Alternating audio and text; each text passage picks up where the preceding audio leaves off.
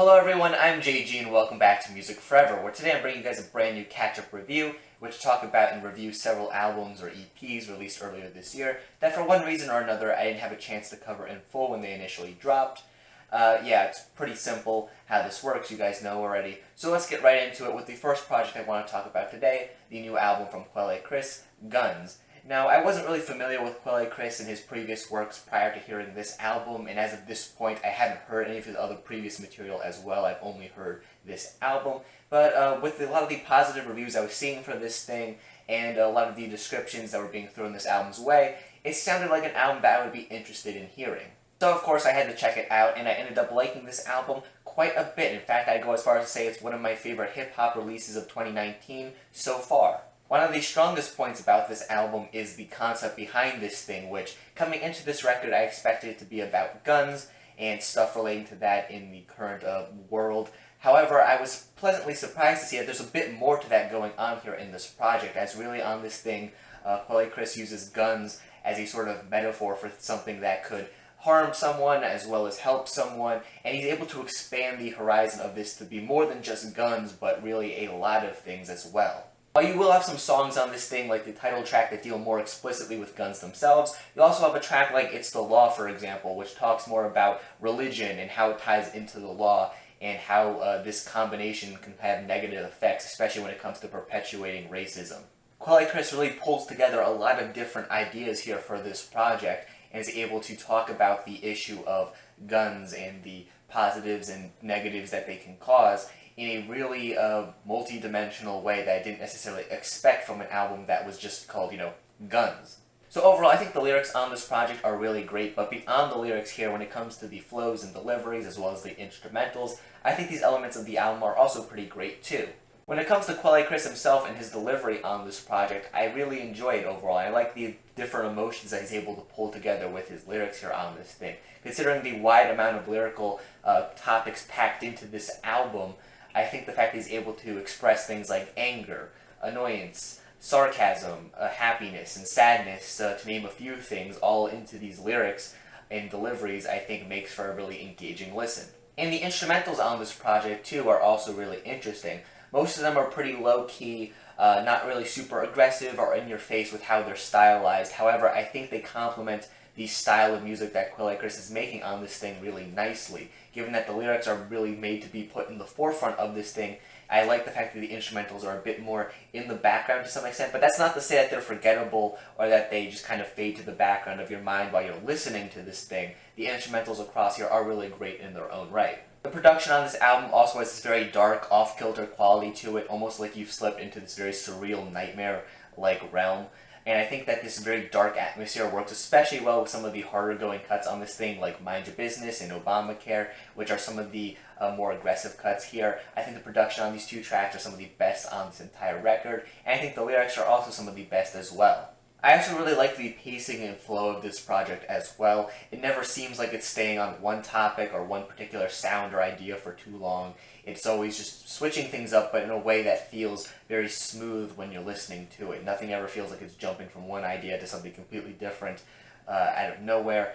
It's a nice cohesive listening experience, and when the lyrical themes here are as out there but at the same time as tightly connected as they are on Guns, I think that the very cohesive nature of this album only adds to the listening experience. If I do have any complaints with this project, I would say that some of the cuts that appear towards the back end of this thing, for example, Straight Shot and You, Me, and Nobody Else, were not as interesting to me as a lot of the other songs on this project. I do think they are still good songs at the end of the day, very solid listens, and they do add to the array of emotions and sounds present on this album, but I don't think they interested me quite as much as a lot of the other songs on this thing.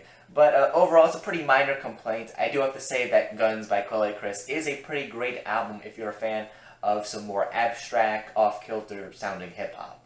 Overall, this album has great production to it, some fantastic deliveries from Quelle Chris, as well as the array of guest artists that he brings onto this thing as well. A lot of the lyrics and themes on this thing are pretty great too, and I like the fact that he's able to take the simple concept of guns and expand it in the way that he does here on this thing while keeping it very focused. Overall, yeah, Guns is a great album in my opinion, and one that you should definitely check out if you're a fan of hip-hop. Moving on, the next project I want to talk about here in today's video is something a little bit different than what I would typically cover on the channel, but something I still wanted to talk about nonetheless. It is James Paddock's soundtrack for Sigil, the unofficial 5th episode of the original Doom video game that was released earlier this year by John Romero, who's probably best known as being one of the masterminds behind the original Doom game. Overall, it's a fantastic addition to that game. I don't want to talk about it too much here because it's a video game and not music, but I do want to say that I did thoroughly enjoy it. But I wanted to talk about the soundtrack here in today's video because it's also something that I really enjoyed.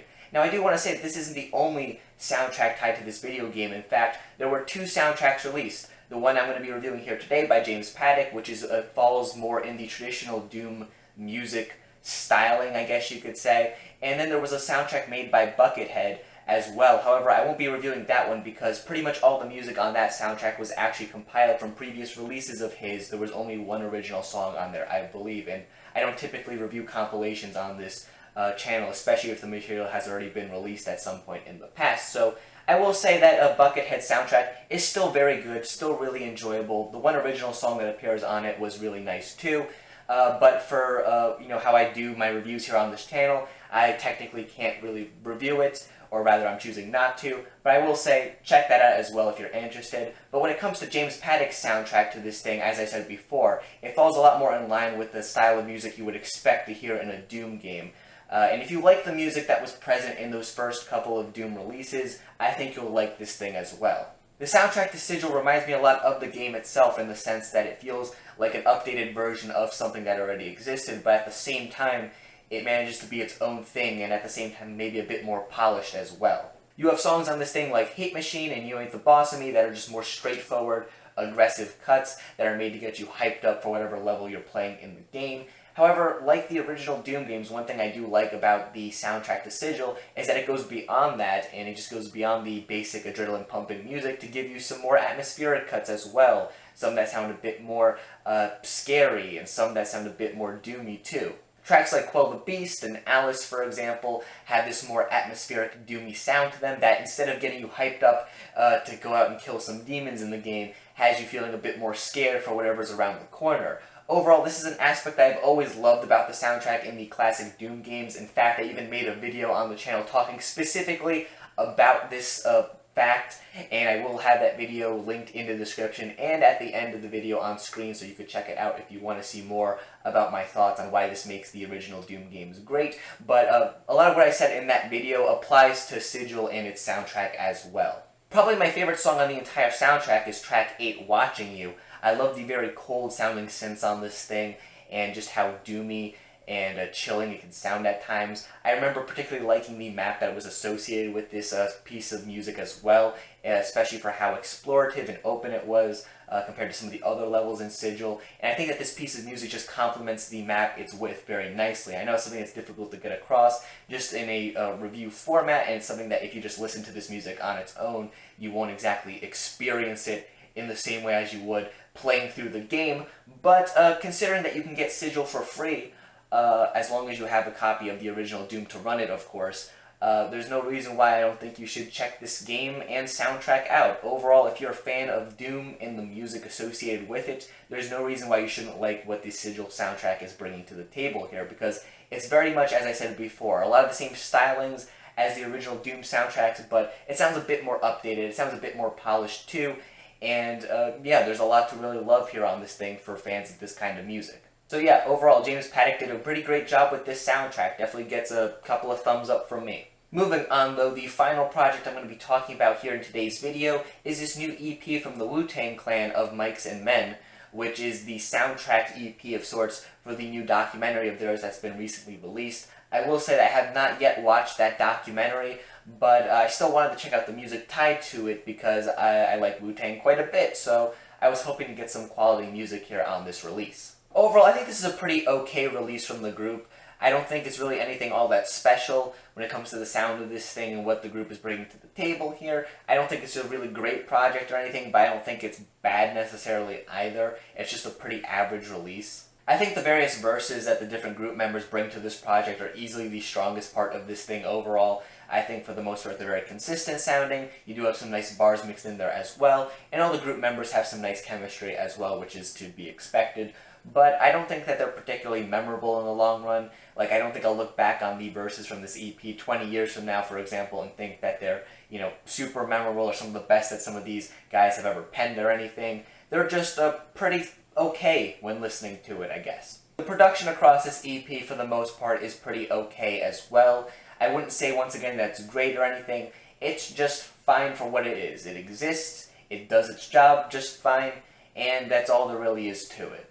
While I think the majority of the actual songs on this thing are pretty passable at the end of the day, I'm not the biggest fan of the track Seen a Lot of Things, just for how overdramatic it kind of feels at times, especially with the hook on this track and how buttery smooth it sounds, especially when it's paired up with the production here on this track, which once again feels a bit more dramatic than I would like. I don't know, I think the verses on this track are still pretty solid, but I don't know, the hook on this track just didn't really do a ton for me, I guess. Probably my biggest complaint with this EP overall, though, is the fact that there's a lot of skits mixed into this thing, which mostly sound like interviews that you would expect to see in some kind of documentary, which I guess kind of makes sense given that this is supposed to be the soundtrack for a documentary about the group, but I don't know, it leaves me a little confused because I would expect these kind of things to pop up in the documentary itself, not the soundtrack to the documentary, which I would expect to have, new music in it. Like I said previously, I haven't seen the documentary yet that this thing is tied to, and maybe these interviews couldn't quite make it into the documentary, and that's why they were moved to the soundtrack, but still, I think they just get in the way of the listening experience that this EP tries to offer you. I think that they are actually pretty interesting interviews in their own right. They're fun to listen to the first time or so, but after that, they really do just get in the way of this thing, because it seems like every other track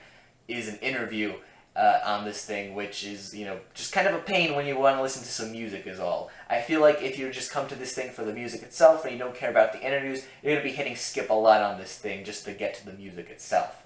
Overall, though, I think that this soundtrack EP is pretty okay, pretty passable, especially if you're a fan of this group. You'll definitely find at least something on here that's somewhat enjoyable. Like I said before, I think the verses are easily the strongest part of this thing, as I think the production can be kind of hit or miss at times, and the skits really do get in the way of my enjoyment of this thing more than I would like. But as far as like a soundtrack EP goes, it's passable. Overall, I would recommend this EP primarily to the hardcore fans of the Wu-Tang Clan, or maybe just hardcore fans of this style of hip-hop, really, because if you don't fall into those categories, I'm not sure this EP will really give you enough to be super interested in for the entire run of this project. Overall, a couple of okay songs on this thing, some interviews that are kind of interesting to listen to the first time through, but yeah, I just think it's an okay release. And that sums up really everything I have to share in today's video. If you happen to disagree with anything I said about either of these three projects, that's perfectly fine. In fact, feel free to leave your thoughts on any of these projects in the comment section down below. And while you're down there, make sure you also leave a like on the video and subscribe to the channel for more music-related content, things like album reviews, track reviews, things of that sort. If you enjoy that kind of content, make sure you subscribe. Thank you for watching once again, and stay golden.